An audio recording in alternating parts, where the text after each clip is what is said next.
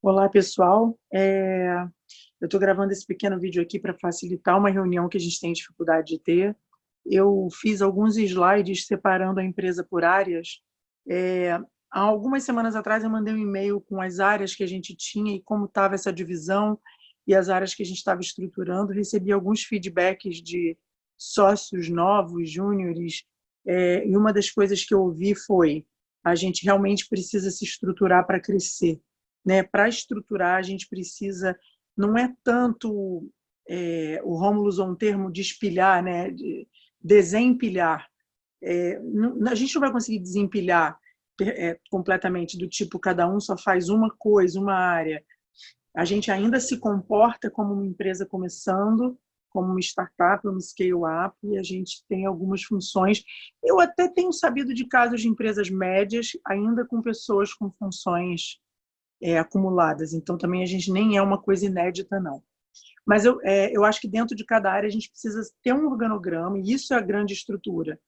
Que o fulaninho tem alguma coisa na área operacional, alguma na área pedagógica e até alguma na área de marketing, mas é importante saber o que cada um responde e se responsabiliza. Então, começando pela área financeira, a gente tem desde a parte básica, que é a operação financeira de dia a dia, as rotinas financeiras que a gente já tem estabelecidas e que eu acho que falta um pouco compromisso com o prazo, né? Existem certas operações que tem que ter uma regularidade muito precisa, ela não pode atrasar em função de outras coisas. Então, um colega pediu ajuda, tenho que isso, tenho que aquilo. Em primeiro lugar, está fazendo prazo as rotinas financeiras, né? A gerência financeira, que na verdade a gente hoje não tem uma figura interna que faça essa gerência sozinha, mas a gente tem pessoas associadas a nós que vão começar a fazer, e que se junta à análise e consultoria, que é acima da gerência, que é um olhar para os números analítico, é olhar para os números e dar caminhos para a gente. Lembrando que a área financeira é o pulmão da empresa.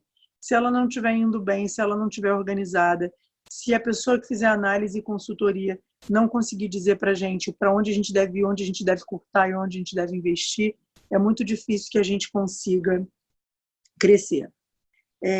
A gente tem também na empresa uma segunda área que eu vou colocar agora para vocês. Tenta aí. Eu vou para a segunda área, que é uma área que é o nosso calcanhar de Aquiles, na verdade, a área mais nevrálgica da empresa, que é a área pedagógica, a área que tem menos funcionado e, na verdade, para ser muito sincero, é o core business do nosso negócio. Um negócio educacional que vende serviços educacionais de aulas, produtos, precisa de um pedagógico forte, né? O que a gente precisa ter na empresa? Uma coordenação de conteúdos. Quando eu digo isso, é alguém que não deixe passar nada, é alguém que tem um mapa mundi na cabeça de todos os níveis, dos conteúdos que estão sendo dados, que conheça os materiais didáticos que estão sendo dados de preschool até Teen 9, que entenda do que os alunos sabem e que não sabem, das provas que eles vão fazer, que passe por ele todos os testes, provas, todos os projetos. O coordenador acadêmico é um coordenador que não precisa necessariamente lidar com o professor, mas ele tem que entender muito bem a curadoria da UAU, sabe? Entender muito bem o que está sendo dado. Existe uma pessoa, um perfil que tem que dar atendimento aos professores do sistema, e quando eu digo sistema, vamos pensar que todo professor que usa o nosso material é um professor do sistema, seja contratado direto ou não.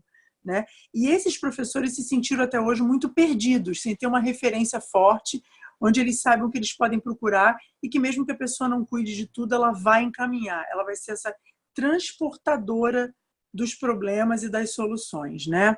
Então, esse atendimento aos professores é muito importante, que se junta à coordenação docente, que é a pessoa que vai coordenar o professor, né? Que vai acompanhar o professor, seus fortes e fracos, observar, avaliar, dar direção, corrigir, né? Então, a coordenação docente e o atendimento estão muito próximos. E uma gerência, isso aí a gente não teve até hoje, uma pessoa na gerência pedagógica operacional das unidades, que responda pelo que acontece na unidade. Problemas com alunos, com professores e tal. Quando eu digo isso, eu não pretendo ter mais de 2 ou 3 unidades minhas. Tá? Quando eu digo minhas, da empresa institucional. As unidades, elas são só são só produtos, são só modelos a serem prototipados pelas franquias.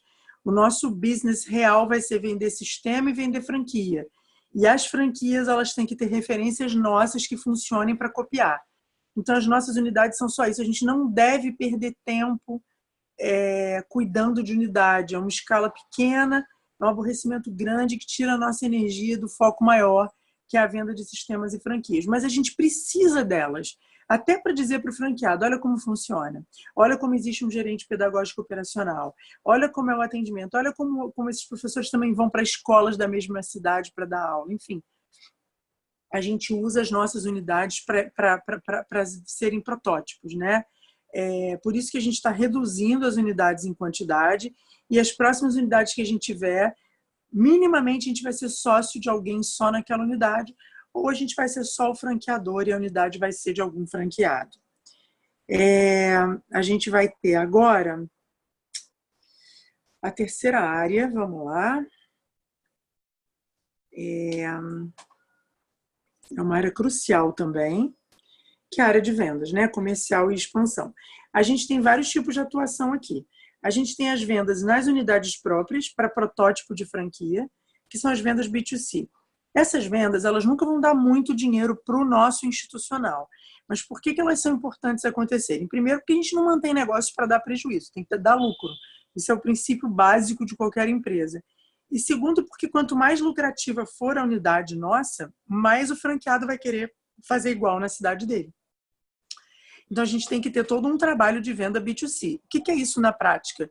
Equipe Ipanema, que procure vender Ipanema, aumentar o número de matrículas Ipanema, equipe Caraí, que faça o mesmo. E nesse final de ano, que a gente ainda não tem isso tão bem definido, na verdade, a equipe institucional ela vai lutar por todas as nossas unidades com igual interesse, para que todas que sejam mantidas abertas possam ser lucrativas, tá? Na verdade, a gente quer mostrar ao franqueado outros modelos que não sejam só unidade própria. A gente vai fechar a unidade jardim, vai fazer alguma coisa alternativa e vai fazer uma unidade em Botafogo dividida com outra empresa que eu vou contar para vocês pessoalmente. Fica como unidade própria sozinha Ipanema, que também é um modelo legal de mostrar ao franqueado, já que a gente alugou uma parte do espaço para uma empresa que nem é educacional, e Caraí, né? Existem as vendas B2B, B2B2C via unidade próprias. Quando eu falo via unidade próprias, vocês vão entender bem. São as escolas que a gente vende, seja com professor nosso ou não, mas que a gente... Desculpa, sem professor nosso é sistema. São as escolas que a gente vende com professores nossos das nossas unidades. Então, na verdade, todas as escolas como a Colore, como a Meninar, a Adventista, a própria Aprendiz no extracurricular, essas escolas, São Vicente, Zacaria, que são curriculares, mas são com professores nossos. Essas escolas que a gente vende com nossos professores, eu considero vendas via unidade própria. Eu só vendo para essas escolas porque eu tenho uma unidade na cidade com professores.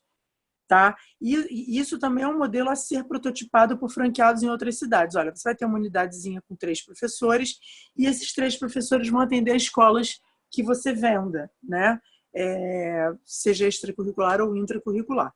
Então, essas vendas B2B e B2B2C, nesse caso, hoje, aqui na UAU, quando eu falo UAU, é institucional, tá? É a nossa empresa que existe. São vendas feitas no Rio de Janeiro, né? E que use professores do Rio das nossas unidades, Rio e Niterói. Tá? Qualquer coisa fora disso já vai ser via franqueado. As vendas de franquias, que são vendas importantes, são vendas que requerem uma expertise que nós internamente nem temos muito. A gente está trazendo gente de fora para ajudar. E esse é o pulo do gato. Eu não sei quantas pessoas de vocês que estão me ouvindo são realmente ambiciosas e querem ganhar dinheiro. Começo dizendo que não é vergonha, que ganhar dinheiro é bom, é um objetivo saudável, querer crescer e ganhar dinheiro, e que essas vendas de franquias são uma maneira certeira da gente ganhar um dinheiro maior, né? Da gente realmente virar o nosso padrão de remuneração na empresa. Então, eu estou trazendo gente de fora, mas a colaboração de todos é muito importante. Eu acho importante falar aqui sobre tudo, porque eu acho que qualquer sócio, seja júnior, seja sócio controlador como eu, seja sócios com um pouco mais de cotas, qualquer sócio deve ter uma preocupação com o todo, né? Venda de sistema bilíngue de materiais didáticos. A venda do sistema, a gente imaginou que idealmente fosse ser a nossa maior venda, mas a gente entende hoje que a gente precisa das unidades franqueadas para venderem o extracurricular. Se não for uma marca muito forte de sistema, as pessoas temem comprar os nossos materiais e a gente não estando por perto. Então, para a gente vender outras cidades, a gente precisa ter um escritório, precisa ter uma unidade lá. Né? Então, a venda da franquia para vender escolas é muito importante. É um modelo que já está sendo feito, por exemplo, pela Tron. Né? Vamos para o próximo aqui. Vamos lá.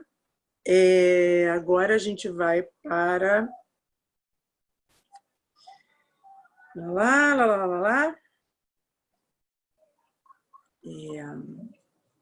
para a área de atendimento, que é uma área muito importante. Como a gente estava brincando outro dia numa reunião, vender é relativamente fácil, difícil é manter. Então, a gente manter o cliente satisfeito, né? Manter o cliente feliz e querendo renovar. Contrato é o de menos, porque se ele estiver infeliz, nada vai impedir ele de romper com a gente. Né? Então, a gente tem uma área de atendimento ao cliente. Essa área de atendimento ao cliente tem que ter uma rotina de atendimento às escolas, sejam elas intra, extracurriculares, sejam sistemas. O institucional tem que atender essas escolas muito bem, a gente tem que ter rotinas, sabe? Pesquisas de qualidade, não é só atendimento presencial, atendimento por WhatsApp, atendimento por telefone, envio de materiais. Eu venho pensando muito em 2020 ter uma rotina de mandar conteúdos para os donos de escola, para colaborar mesmo, fazer webinar com rodízio, para que todos eles participem do webinar. Então, são coisas para envolvê-los na família UAU, né? Mentoria mensal especializada, que nada mais é do que um professor, um pedagogo, o que a gente chama de coordenador operacional, que vai passar a visitar a escola uma vez por mês, ver a aula, orientar professor e conversar com direção. Tá? Por exemplo, o nosso concorrente chama de advisor, a gente vai chamar de mentor. É o professor mais experiente que vai estar visitando a escola e trazendo para o institucional um relatório daquela visita para que a gente arquive. Serão 11 visitas no ano. Tá? E a coordenação de atendimentos B2C. Que não sejam todos os atendimentos B2C feitos por uma pessoa só, porque é impossível. Vamos lá. Tem uma unidade que o Rômulo pode atender uma mãe, tem uma outra unidade que a Camila pode atender uma mãe, tem uma escola que outra pessoa possa atender a mãe, mas a gente tem que ter uma pessoa que seja uma espécie de central desses atendimentos, até para filtrar, organizar, cobrar resultados e fazer o feedback necessário com o topo da pirâmide, né, que é a direção geral da empresa. Tem que ter uma pessoa boa de comunicação para passar as coisas para a direção. Eu, como diretora-geral no momento, não sei quanto tempo eu vou ficar nesse cargo, mas, na verdade, eu preciso saber das coisas e preciso de uma pessoa confiável, leal, organizada, que consiga me passar as coisas que estão acontecendo na empresa de uma maneira também organizada, objetiva e clara, né? Para que eu possa ter um panorama do que está acontecendo. Então, essa é a parte de atendimento importante demais, porque depois de vender, você tem que manter a venda, né? Agora, a gente vai para a parte de... Vou dizer para vocês agora. A gente vai para a parte de... É uma área que cada vez mais eu vejo a gente envolvido, que é a área de conteúdos, tá? A gente hoje produz livro, a gente produz bundles, a gente produz historinhas, começamos a produzir dentro dos livros e nada impede que essas historinhas estejam solo, em livrinhos, seja digitais e tal. A gente quer produzir animação no futuro e a gente já produz jogo. Tá? E a gente também produz uma plataforma de treinamento e aprofundamento docente. Tudo isso é conteúdo, né? Tudo isso tem um valor inestimável no mercado. Em 2019, eu preferi apostar na produção de conteúdo para depois apostar em Salesforce. Então, na verdade, a gente agora tem conteúdo para dar segurança a gente fazer uma venda mais encorpada, né? Mais assim, segura. Porque também vender mão vazia é muito difícil. Então, a gente está envelopando o nosso trabalho para poder vender. Vamos lá. A gente agora vai ter a parte que para mim é muito importante, que é a área de produção audiovisual. A UAU se diferencia claramente no mercado por ser uma marca educacional com bastante produção audiovisual. Né? A gente faz vídeos para as redes sociais, tudo bem que isso muitas marcas fazem, mas a gente faz vídeos pedagógicos, a gente coloca no nosso canal de YouTube, nosso canal de YouTube é rico, as nossas redes sociais podem ser cada vez melhores e com mais vídeos. A gente tem um cinema bilíngue, que eu nem coloquei aqui, mas que faz parte do nosso diferencial. e a gente tem vídeos de treinamento docente que a gente cada vez quer fazer mais. Então, na verdade, a gente deve ter uma área de produção audiovisual estruturada para ter vídeo o ano inteiro, para ter produções inteligentes o ano inteiro.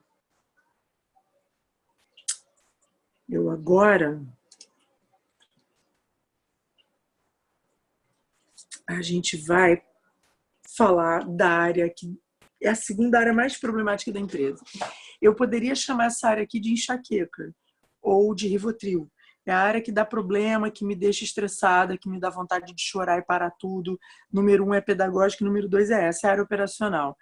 Mas é uma área que me deu esperanças esse final de ano. Eu acho que a gente tem que ter o perfil certo para cuidar do operacional. Com perfis certos, a gente consegue ter um operacional controlado, né?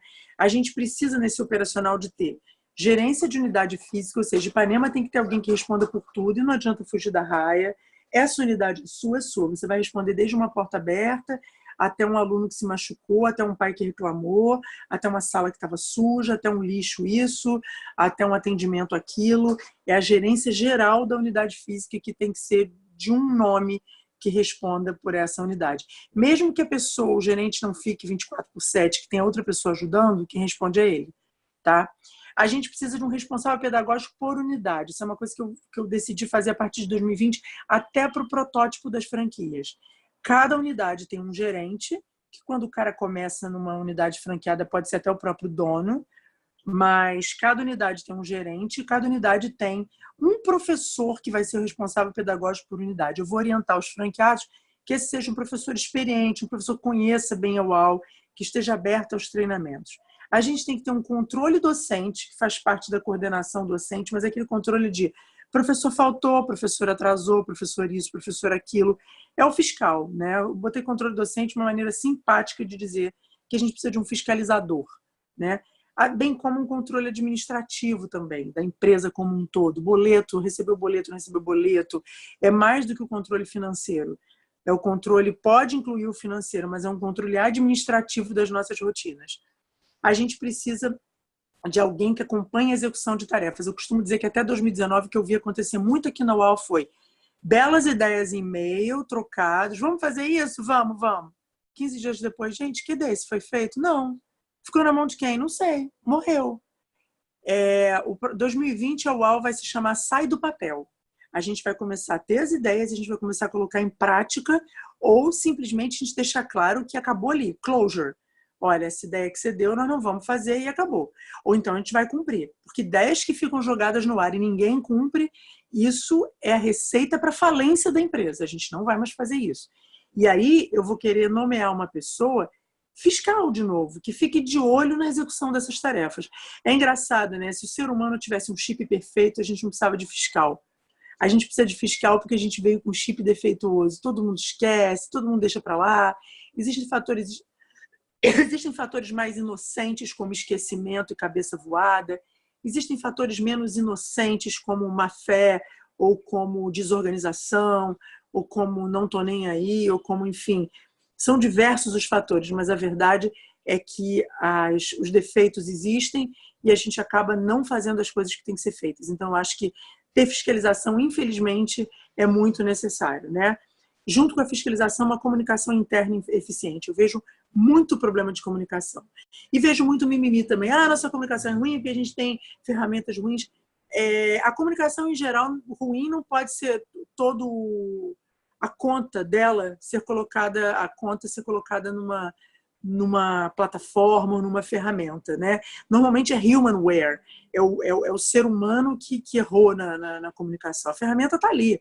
Se ela não é adequada, a gente troca para outra. Se o WhatsApp é confuso, liga, manda e-mail, registra. Hoje em dia, até ligação você pode gravar. Hoje em dia, você pode gravar call, como esse aqui que eu estou gravando. Então, não tem desculpa. A gente tem que ter uma comunicação eficiente. Parar com essa história de trabalhar remoto e achar que não precisa dar satisfação a ninguém, que todo mundo vai adivinhar o que eu fiz. Não. Tem que dar satisfação do que fez, tem que dizer quando parou de trabalhar, tem que dizer quando começou a trabalhar. A comunicação interna, quando estamos em polos separados, tem que ser muito eficiente. Às vezes, trabalhando um do lado do outro, já não se fala e tem que ser falado, né? controle de qualidade de atendimento. Isso também tem que ser uma pessoa que acompanhe, que veja se os atendimentos são bem feitos, se professores estão satisfeitos, se pais de alunos estão satisfeitos no grupo de WhatsApp, se os e-mails estão sendo enviados para os pais, entendeu? Então, assim, esse controle de atendimento é muito importante. Na verdade, o COO, que é tão importante numa empresa, nada mais é do que um grande fiscal de operação. Ele tem que garantir que todas as operações sejam feitas. Lembrando que a operação é cega e que se não tiver gente para pensar estratégia, fica também uma empresa sem muita possibilidade de crescimento, porque não há o que a gente chama de business intelligence, que é a estratégia para a expansão, né? Mas é muito importante. Também você ter estratégia sem ter uma operação organizada, você também não consegue ir longe. Então, é um casal que tem que caminhar junto, né? Feedback é direção. Eu preciso, em 2020, enquanto eu for diretora, e o dia que entrar outro CEO no meu lugar, porque eu não pretendo ficar com esse pepino por muitos anos, seja alguém de vocês que esteja sendo preparado para subir ou alguém de fora que a gente contrate. Mas a verdade é que o CEO ele não tem que acompanhar tudo de perto.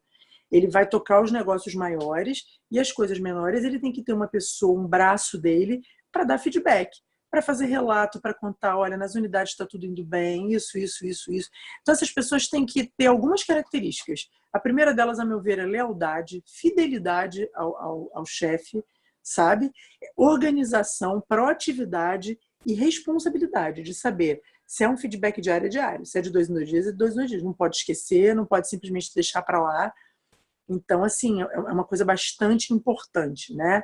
E, por fim, o registro de métricas. Quanto mais a gente metrificar a empresa, melhor. Que meses houve mais falta de professor? Quais os níveis que a gente teve mais problema de atendimento a professor? Quais os níveis que a gente teve mais reclamação de escola? Métrica é isso. É você ter tudo registrado em número, né?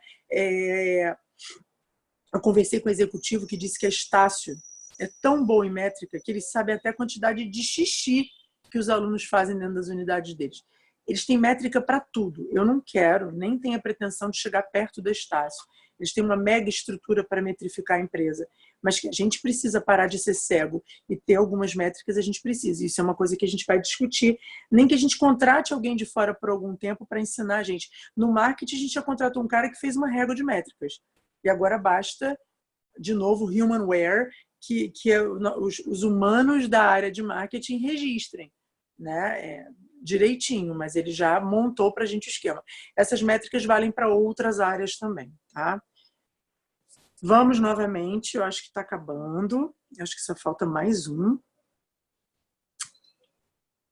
Deixa eu ver aqui. Falando nele, vamos falar de marketing digital e arte. Essa é uma das áreas que, com todos os tropeços, está se organizando bem. A gente teve alguns meses de consultoria, mas eu nem acho que foi só isso, acho um conjunto de coisas. Acho que a gente se dedicou, acho que eu tive muito presente nessa área, talvez mais do que no pedagógico. Agora, no final, não, mas no início do ano eu estava bem focada no marketing. Acho que a gente conseguiu se organizar. A gente tem hoje rotina, a gente é meio gente grande, assim, pelo menos nas rotinas de marketing digital. A gente tem o Atlan, né, que é um sócio artístico e que produz as peças, e o Atlan ele entrou para as artes, mas hoje o Atlan está entendendo de marketing digital, faz parte da equipe. Eu não concebo fazer nenhuma reunião sobre marketing digital sem o Atlan estar presente. Ele está entendendo também, ele participa nas campanhas e não só nas ilustrações, ele participa na nutrição, ele dá ideia de conteúdo, participou das reuniões de Google, do Google AdWords, então ele, na verdade, intuitivamente ele também está trabalhando no marketing digital. A gente tem aqui tudo isso que eu falei, campanha, ilustrações, rotinas de nutrição, tudo isso está rolando. O Google a gente ainda não sabe usar bem, mas a gente investiu nisso esse ano para que a gente possa depender menos dos outros. A gente faz inbound marketing, ainda não temos as métricas, isso é muito ruim, mas a gente está começando a registrar. E o registro de métricas no marketing é fundamental. O Bruno, lá da W Pensar, ele diz para mim que era a grande diversão dele. O Bruno não é marqueteiro de conteúdo, mas ele dizia para mim, Bia, marketing digital é número, é coisa de engenheiro. Ele sentava, pegava os resultados e ia montando a tabelinha de números para ver o funil, como estava acontecendo, onde convertia a venda melhor, o que levava mais à venda. Então, assim, essa pessoa das métricas a gente ainda não tem uma pessoa dedicada a ela dentro da empresa, mas a gente vai buscar esses nomes, tá? A Camila tem tentado fazer, não é o forte dela, mas eu tenho pedido ela pelo menos para colocar os números. Depois a gente arranja alguém para analisar, tá? E os conteúdos, que eu acho que a gente está indo bem, eu acho que a gente podia ter maior colaboratividade do pedagógico, porque é fundamental que o pedagógico dê ideias de conteúdos. Não tivemos esse ano, mas eu acho que eu e a Camila, a gente deu conta direitinho do recado. A Alzira também ajudou bastante, então acho que foi uma coisa legal. Último slide. Vamos lá. O último slide é... Tem que achar aqui. Rapidinho a gente vai para o último. Sim. É uma coisa que sempre foi para a gente acessória, mas não vai mais ser tão acessória. É um departamento que vai ser cada vez maior na empresa e mais importante, que é o departamento de produtos digitais e de TI. A gente hoje tem um cara de TI prestando serviço, prestador, né? Mas é um cara associado, é um cara que eu quero que se envolva com a empresa. Eu tratei com ele um pacote de horas, e se passar desse pacote de horas, ele fechou um contrato comigo muito justo de cobrança, e com isso ele vai ser um cara como se fosse um funcionário da empresa. Isso é muito legal, né? Esse cara vai manter o site, o blog, dar suporte de TI, vai criar produtos online, vai transformar nosso contrato em contrato digital, vai transformar nossa ficha de matrícula em ficha de matrícula digital. Mas eu coloquei aqui nesse departamento outras coisas que não são com ele, tá? Por exemplo, a manutenção do e-game é com a MTI, né? Com a Mubin. A manutenção do site UAU é com ele. A UAU Academy, por enquanto, a gente está sozinha. De repente, depois que tiver montado, a gente pode passar para ele. Se a gente não ficar no Google Classroom, ele pode colocar em algum outro. E por aí vai. O importante é a gente entender que tem essa área, que é uma área que naturalmente vai ganhar mais espaço, né? Então, isso aqui, gente, é só para desenhar para vocês a estrutura organizacional da empresa. A partir disso daqui, eu estou começando a fazer os desenhos de gente, né? Com a maior parte das pessoas que já estão na empresa, outras que eu estou trazendo, que acabaram de chegar, que estão chegando, e até buscar profissionais para perfis que a gente não tem e que estão previstos aqui. Eu espero que tenha ajudado vocês a ter uma visão melhor, espero que a partir disso aqui a gente discuta juntos. É legal vocês terem esse vídeo para recorrer a ele sempre que tiverem com alguma dúvida e poderem trocar ideias comigo, tá bom? Eu espero que a gente se reúna pessoalmente para falar disso aqui, e que enquanto a gente não se reúne, que isso aqui seja um bom balizador para vocês de como vai ser o ano que vem. Um beijo para vocês.